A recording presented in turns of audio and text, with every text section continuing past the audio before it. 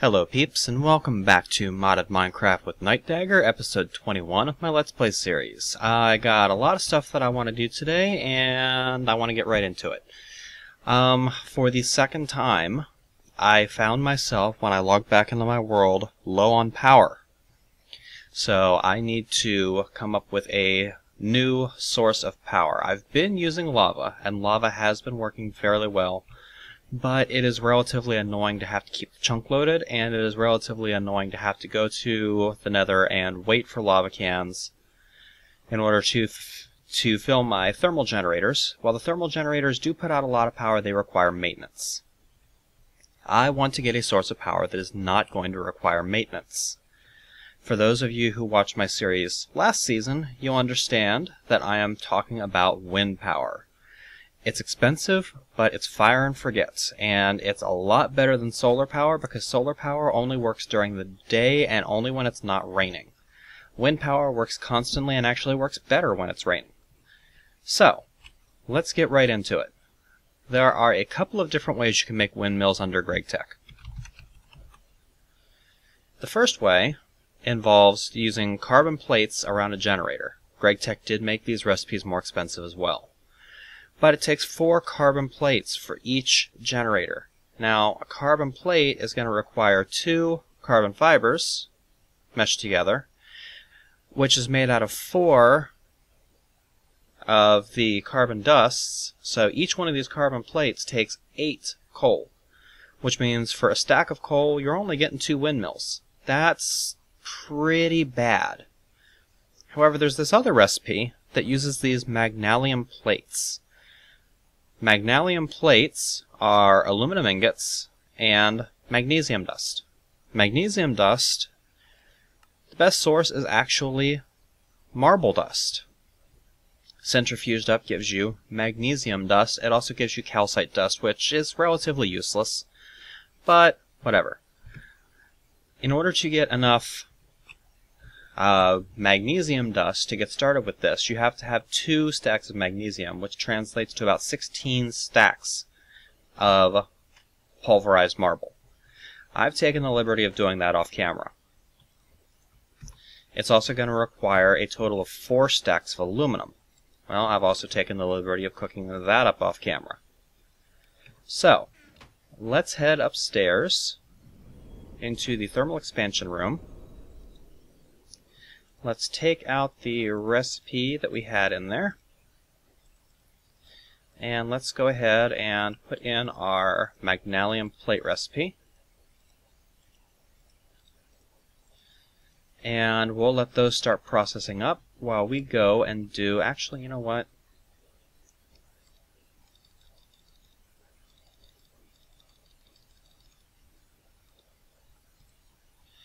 "41, 41, and 40. Something's not lining up quite right.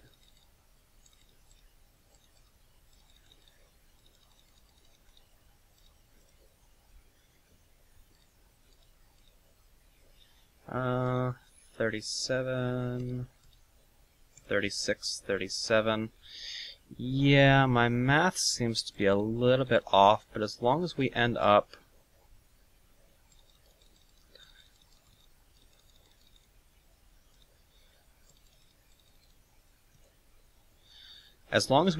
with 2 stacks of magnesium plates, we're fine. So, let's head back to the warehouse and get started with the other part of this. We need a stack of generators. Holy crap. That's going to require 8 stacks of cobblestone,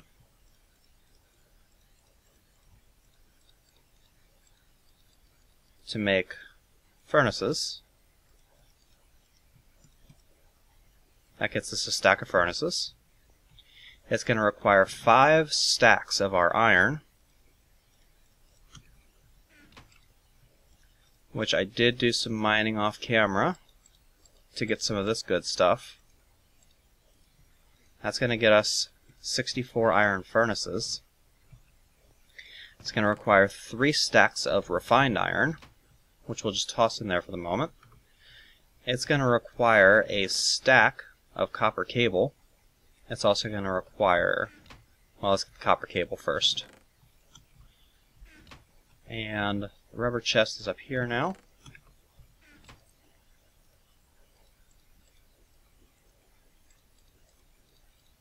We'll just use that recipe. That'll get us 60. And, well, we'll just come over here and grab the other from here. That gets us 64. And let's put the copper away. We're going to need 4 stacks of tin. We're going to need 2 stacks of redstone. Still trying to get used to my own sorting system.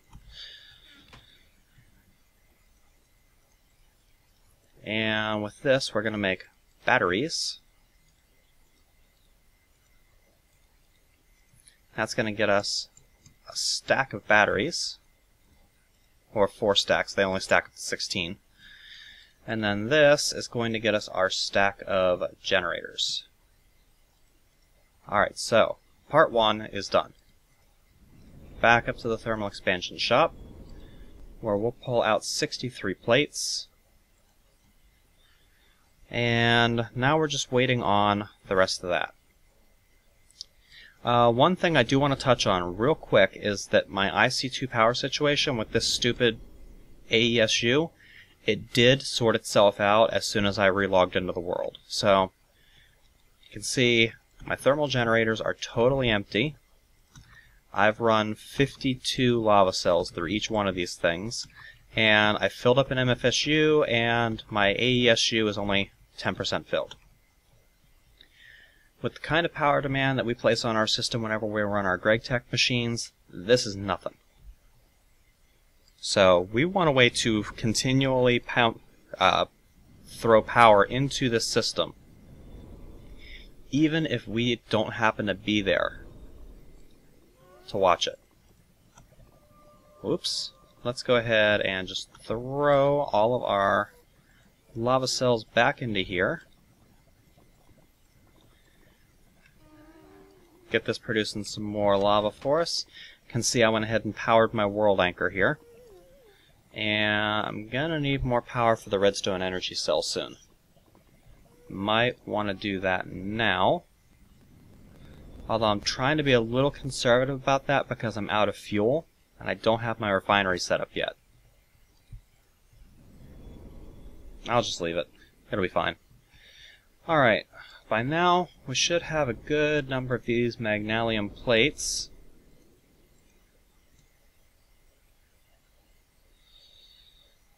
And let's see, we don't quite have enough. We need 1 more piece of magnesium, and we need 2 more pieces of aluminum. We got close, just not quite. Let's see, miscellaneous. What did I do with my powdered marble? Did I leave it in the thermal expansion room? Probably. Yes. I have another stack and a half of marble dust, which will come over here to Gregtech, and we'll just chuck this stuff right into here. And we'll chuck that right into there. It doesn't take terribly long for this to process. Although it does take long enough that we're probably not going to want to sit here and watch it. So let's head back to the warehouse. Let's grab our 2 pieces of aluminum, so we'll have them in our inventory when we're ready. And let's set up the windmill recipe.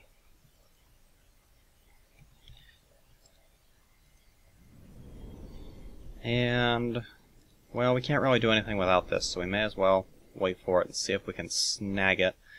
Can't remember where it's going to come out at, so this ought to be interesting.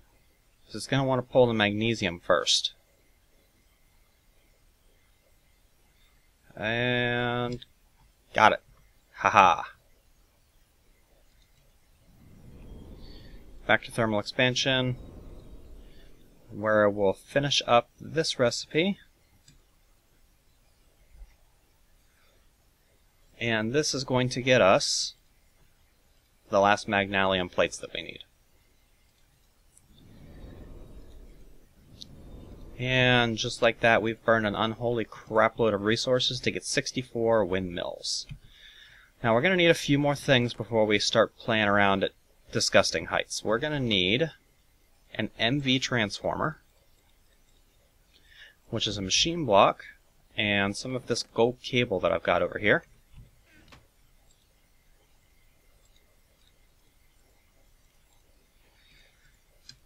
We're also going to need a lever, and we're going to need some tin cable. We're not going to need a whole lot of it.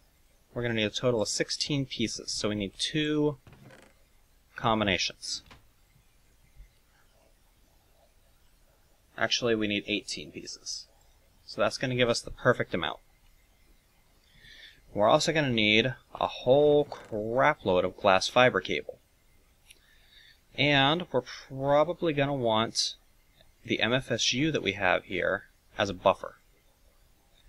Because we're going to be playing around at some pretty disgusting heights up there, and we're going to need a way to get the power down without choking the entire system. Actually, we don't want to use an MFSU. And, you know, actually, we're only going to be losing 1, maybe 2 EU per tick out of this glass fiber, so I think we're okay.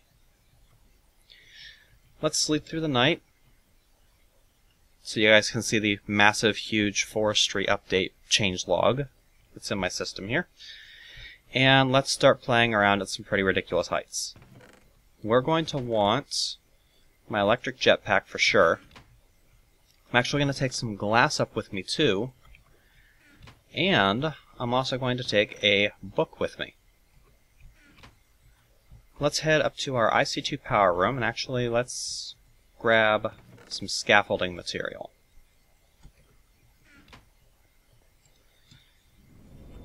And we'll head back up to IC2 power, and you can kind of see where I have in mind to do this. Come on. There we go. Now, I did a little bit of playing around off camera to figure out the relationship between Ray's minimap, the number in parentheses, and the number that you see in the F3 menu. Following the windmill post by SpawnX, I think that's his name. It's either SpawnX or SfaxX or something like that. Check the description of the video. I'm going to link to his forum post because it's really informative on the subject of windmills. Yeah, this guy is like the expert when it comes to windmills. But he says that in order to get optimal placement on the type of wind tower that we're going to do, and I don't think this has changed, you should be at 153 from your eye position. Well, it turns out that the number that you see in parentheses over there is taken at the feet, not the eye. So you need to be at 182 for that, like we are now. You then need to take this tin cable and tag that on the side, just like that. And now we're going to dig our way down a little bit, and we're going to put all of this tin cable just like this.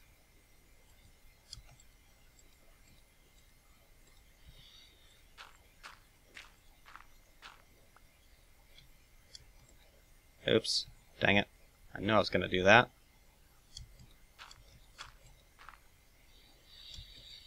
Let's catch it, please. Thank you.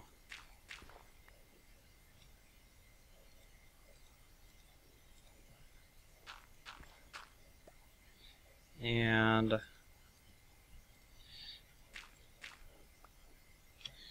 1, 0. Now we're also going to need to dig a few more down, get our MV transformer ready, and we're going to tag the MV transformer on the bottom of this so that the 3 dots are facing down. On the side of this, we need a lever, which is going to be flipped in order to turn this into an up-converting transformer. And now here is something interesting. We can actually put a floor on here.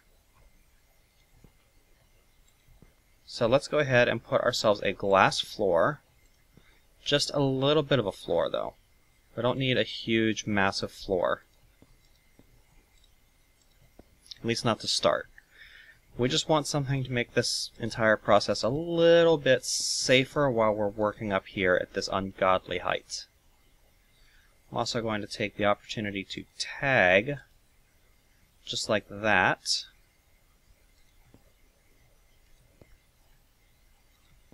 And the reason I'm using glass is because I don't want to obscure the sunlight from going down, because that's going to turn the entire area around us into a potential mob spawner. I think I've got it lit well enough that I shouldn't be getting mob spawns during the day, or shouldn't be getting them at all. But I'd still rather not play games with mob spawns. I've had too many creepers blow up on me.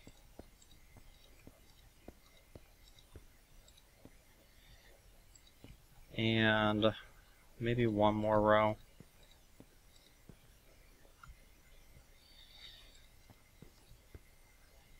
There we go. We'll break this one out for right now, because we need to go back down after this. And now, what are we going to do with the linking book?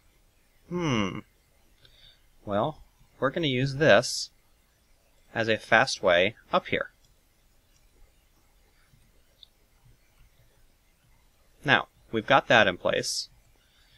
We just need to get the windmill set up. But before we do that, we're going to run the rest of this cable down.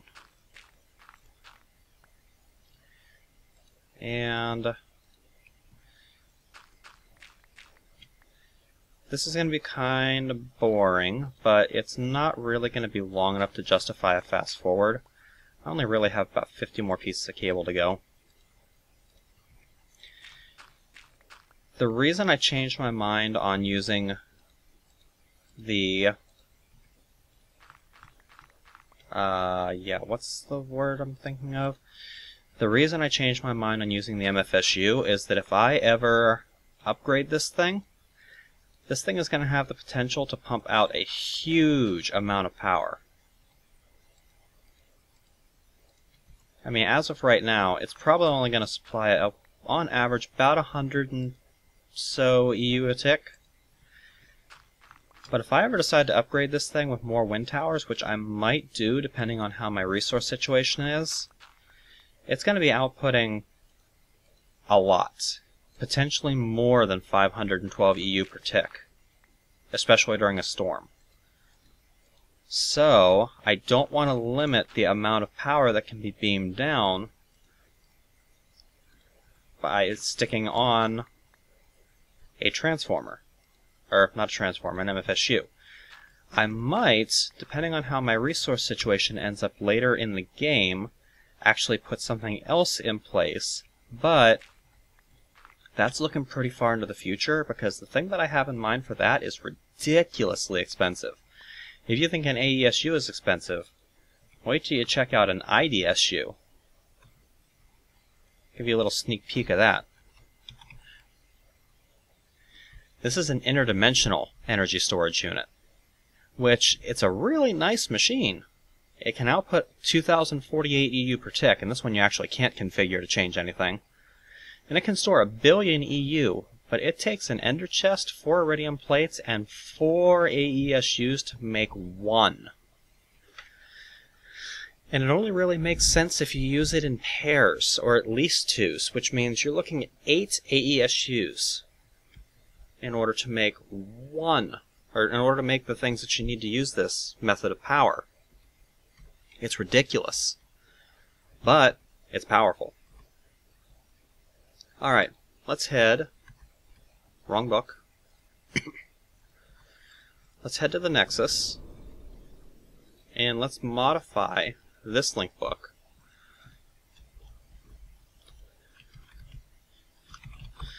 This is going to be called Wind Farm. It's going to be interlinking. It doesn't need to be following, but for some reason I like to tag my books with following. And, wow, I'm out of lecterns. Well, we're not really using the Red Mountain anymore, so let's go ahead and put the Wind Farm on there. We'll still keep the Red Mountain book, just in case I ever do want to go get some more of that red cobblestone, which I probably will at some point. It looks pretty cool. But for right now, I would rather be able to get up to the wind farm without any problems. Speaking of which, let's do that now. Hey, check that out. Let's put our piece of glass there so we don't accidentally fall through the world. And now... yeah, I'll just use what I've got. So, let's cobble our dirt our way up here.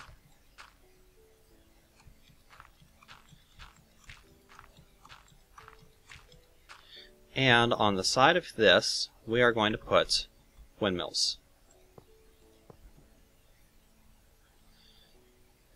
What we're also going to need to do is we're also going to need to block off the tops of where these windmills are going to be.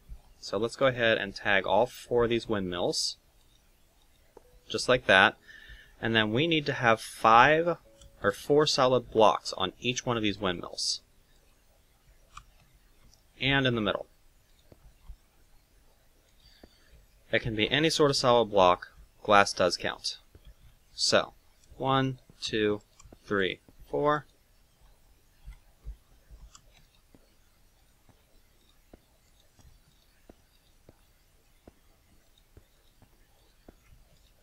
Because we need to dim the power output from these just a little bit. Because by default, it is possible for a windmill at this height to produce more than 5 EU per tick. 5 EU per tick is the magic number with windmills. You don't want a windmill to be able to produce more than 5 EU per tick, because if it can, it has the potential to break. And while it doesn't really do anything when it breaks, it's annoying to have to come back up here and repair windmills. Come on.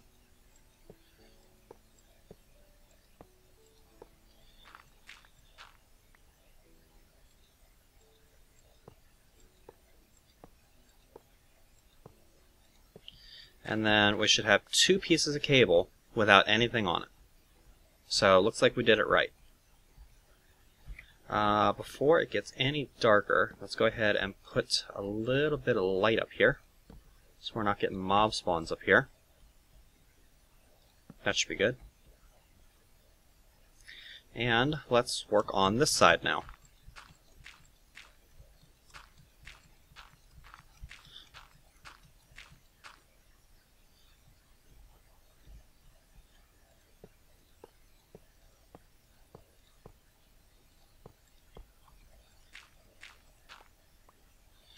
And that.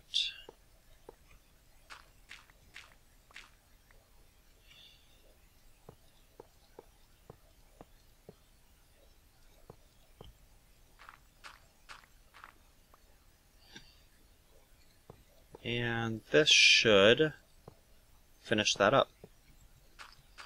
So, we have 1 fully completed wind farm. Yay! Well, 1 tower of it anyway. Depending on how our resources look in the future, I may expand that even further.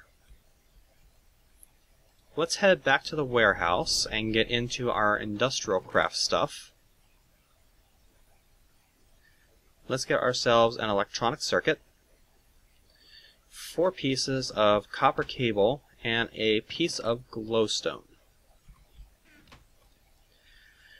Because now that we have a wind farm, it'd be nice to be able to tell how much we're getting out of it. That's what this is for. This is the EU reader, which if we head back to the warehouse and then go to our IC2 power room, we can right click on the cable coming down from the wind farm. That's going to start a measurement.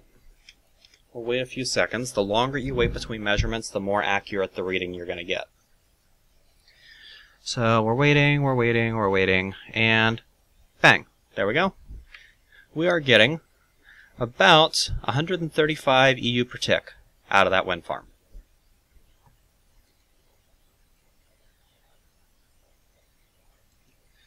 Which is pretty nice. See, it's going to vary a little bit, but This works whether it's raining, whether it's snowing, whether it's light, whether it's dark. Matter of fact, it actually works better if it's raining. On that subject, let's make ourselves another toy. And this is one that I have not used in the past because it directly conflicts with something else that I like to do. Bees. Now, bees require certain things in order to work. The first thing that they require is they require a clear path to the sky, unless you have bees that are bred with cave adaptation, in which case they're fine working inside. They need flowers nearby. Now, depending on what type of bee you're dealing with, their definition of flower may vary. But the other thing that they need is sunlight.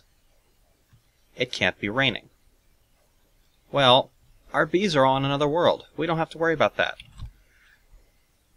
Let's make ourselves a rainmaker.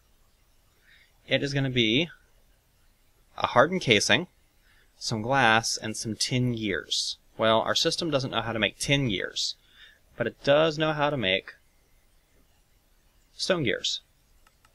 Let's request 4 stone gears. Let's grab ourselves a bit of tin.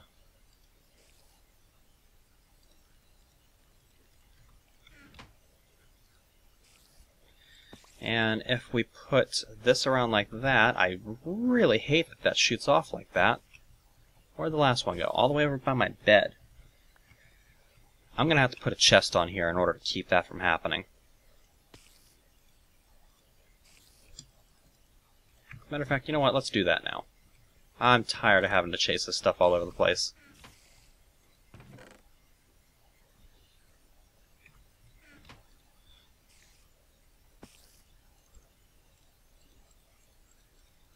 Doesn't have to be anything fancy. Standard wooden chest works. Alright, we're also going to need a hardened casing. A hardened casing has to be made using a carpenter.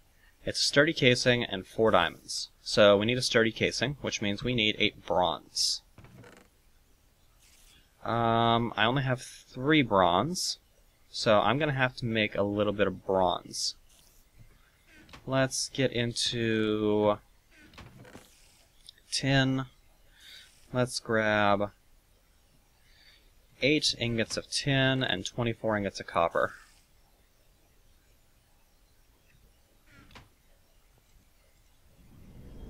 And we'll just head up to thermal expansion and start this pulverizing.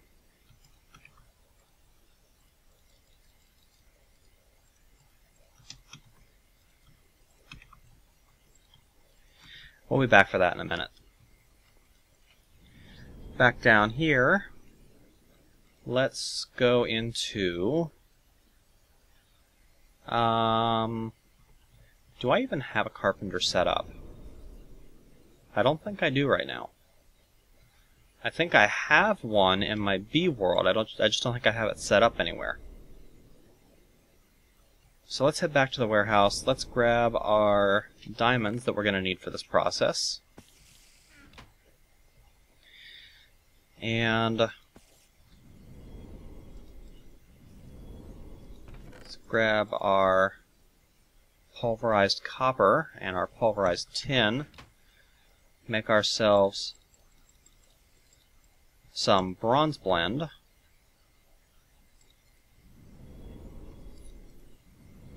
Which will cook up in our furnace.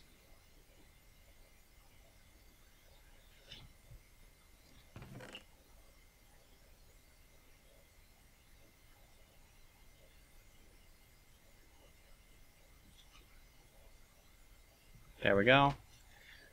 We got the stuff for our sturdy machine.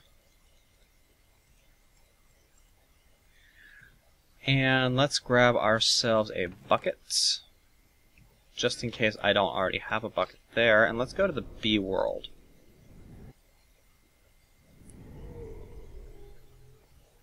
Let's see about setting up a carpenter that I have. Do I even have it in here? No, I don't. What did I do with my carpenter? Got all my tropical bees going here. I'm gonna have to do something with these guys soon. What did I do with the carpenter? Did I leave it in here? No? Watch it be in my forestry chest. Last place I would think of to look for it. Hey, there it is. That figures. Alright. Let's just hook this up in the thermal expansion warehouse. We can hook it up right here. We'll disable the output to it. And carpenter, bam. Let's put our recipe in. We need to get some glass, we need to get some water. So the glass we'll get from the warehouse. As a matter of fact, the water we'll get from the warehouse too. We'll just grab a water cell. And back to here, where we tossed the water cell in there. It's going to add 1 bucket of water. Tag our glass in here. And I don't need the tin gears in here. I need diamonds. And why is that not giving us our recipe?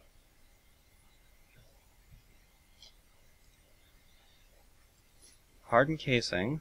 Oh, it has to have 5 buckets of water, that's why. Okay. So we need more water. Let's grab the other 3 water cells out of here. And let's go up by our thaumatorium. Grab a bucket of water from there. Now we'll go back up here. We'll put this bucket of water in there. And feed that some water cells. Now we should have a recipe. But we don't.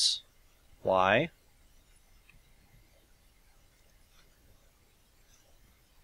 Oh, this doesn't require the glass, that's why. There we go, now we got it going. The glass is required for the next step.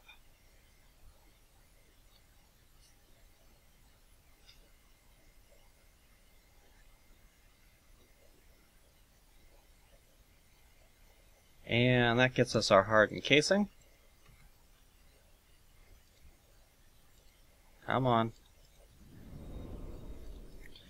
Back to the warehouse. Small lag spike. Hardened casing with tin all around it, or glass all around it, and tin, gets us our Rainmaker. However, the Rainmaker by itself isn't going to do anything. It needs something to fuel it.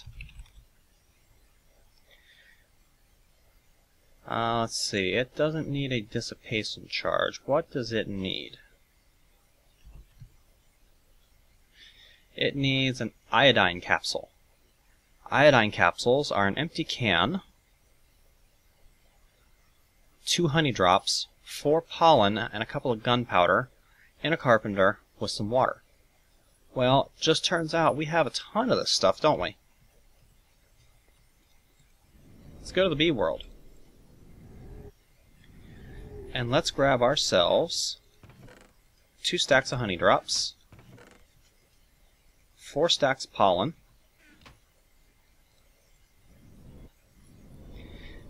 let's see, back to the warehouse. Let's check our mob drops chest. How are we doing for gunpowder in here? We got a stack and a little bit, but we're going to need a bit more. So let's head over to the mob trap, which you can see there's been a small expansion onto here. I'm trying to get some Endermen to spawn, so I can fight some Endermen. And it's got a little bit dark over here for my taste, so there we go. Lots of gunpowder.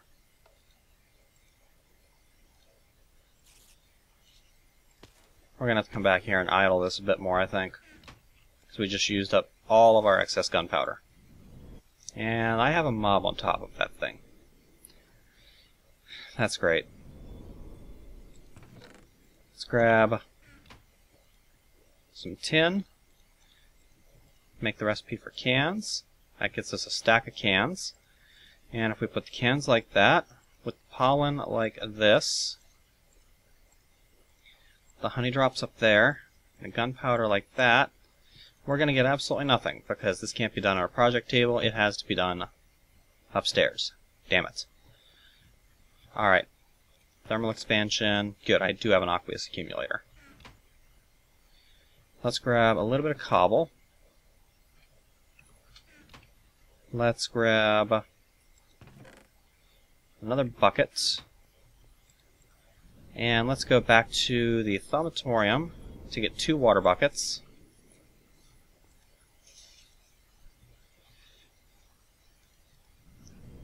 Back up to thermal expansion,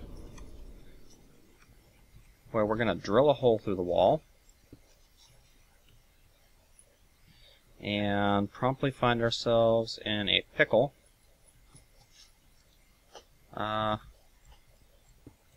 Heck with it. We'll do it this way.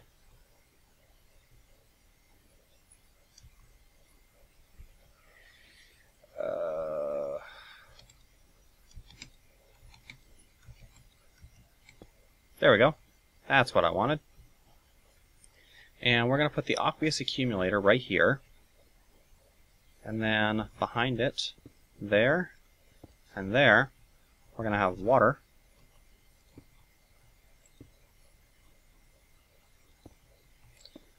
Which is going to be held in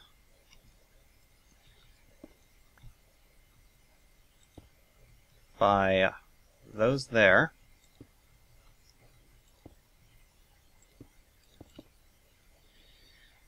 And let's go ahead and put that there. The aqueous accumulator down just like so. I'm going to have to bore a hole in these walls in order to get the water in there.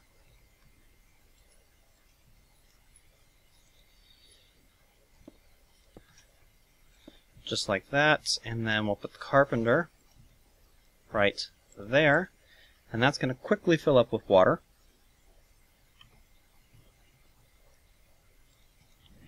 Back into our warehouse, where we'll recover all of the stuff out of the project table.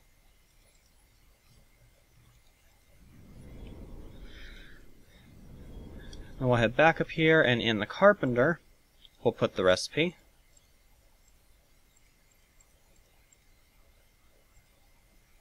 Can there. Gunpowder there. That's going to get us our iodine capsule recipe. And these are quick to produce. So let's take ourselves an iodine capsule. We'll head back to the Nexus, and we're going to go outside. I don't know if it has to be outside in order to work, but I'm going to put it out here anyway. I'm going to put it right here. Now, I don't know if it's currently raining or not. I have weather disabled, so I can't really tell. But if you open this thing, or if you right-click this thing, rather, with an iodine capsule, it's going to start working. And it's going to continue working, and continue working. And sooner or later, when this green bar, or this bar here, fills up, it's going to cause the weather in the area to turn to rain. Normally with forestry, this is kind of counterproductive because it makes your bees stop working. But it's actually kind of good. Oh, there we go. And it is now raining. Let's head back up to our IC2 power room. Now let's take a reading from this. And we'll give it just a minute. While we're at it, let's go ahead and repair our ceiling so I don't get any nasty surprises. And yeah, now we're averaging about 140-80 EU per tick, bumping up occasionally to 170. So yeah, we're pulling in a lot of power from this now. And that's entirely passive power. So this is going to continue working even if we aren't here. Well, I mean, we have to have the chunk loaded. But this is fire and forget power. This is something where I no longer have to be that concerned about running low on power. As long as I'm not doing something all the time, we should be getting a good amount of power coming into this thing without having to worry about it, without having to mess around with the thermal generator, with gas turbines, or nuclear power, which we are still going to use. We're still going to use all that stuff, but it's nice to have a form of power generation that you don't have to think about. Alright, so I think that's about everything that we're going to get done this episode. So this has been Nightdagger with Let's Play Mod of Minecraft. I think off camera I'm going to do a little bit more mining, and I think next episode we need to get some fuel production going. I would also like to start working on our method of getting lava. So that means we're going to need a lot of iron to make tanks, aren't we? Yep, so I'm going to do some mining off camera, get all of the iron that we're going to need, at least to get one tank done, and I will see you guys shortly with episode 22. I'll catch you later.